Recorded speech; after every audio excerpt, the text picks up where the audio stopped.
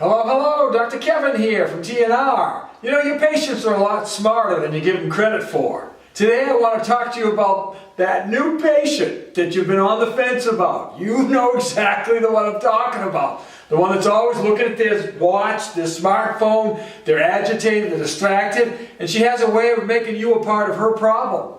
When she walks into your office, she brings this cloud of tension with her. Exasperated, shaking her head, rolling her eyes, that deep sigh. She's tapping her foot, jingling her car keys, and checking her text that she's already read.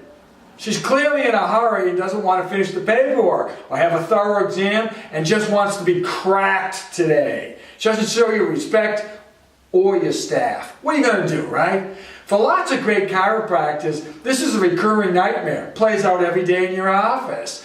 You want to help as many people as possible, but is being humiliated and treated with a lack of respect really part of the process? See, you don't want to turn her away, but new patients are a real sore spot in your office, right? So to accept her as a patient, you know all too well she's going to be a royal pain in your derriere. You rationalize the situation, you think about all the patients who you've started out that were like her, but they turned into great patients. The problem is, they took a lot of time, they took a lot of effort. And the truth is, most zebras don't change their stripes. She's looking for someone who will agree with her demands, someone who avoids confrontation at all costs, a real pushover. She's looking for someone who accepts her high deductibles, high copays, limited coverage, and figures if you don't do it, the guy down the street will. The solution is underneath all of her pretense and all of her self-importance. Here's the solution. It's chronic. She knows it's chronic, but she doesn't want to tell you about it.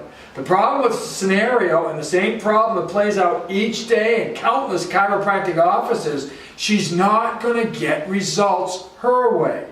Yeah, she can get some temporary minor pain relief. However, this strategy won't work with any neurological or chronic problem. It won't work for the patient, and here it comes. It won't work for the doctor. You can't get upfront results with a neurologically impaired patient. Some people entering your office have had condition for years or decades, and they expect you to make it all go away in a few forced visits. Ain't gonna happen. Believe it or not, when there's an urgency and a willingness in the patient, they're willing to follow your guidelines. I know it's amazing. Spoiler alert, they're willing to follow your recommendations because they're coming from other failed attempts to resolve their problem. They think to themselves, there must be a better way. If you cave to their demands, you won't produce anything besides maybe some short-term pain relief. They will not benefit from this old, outdated model of adult pain relief. If you keep practicing this old model, the patient will never get the experience or the full benefits of chiropractic care. And did I mention, the economics of the scenario are horrific.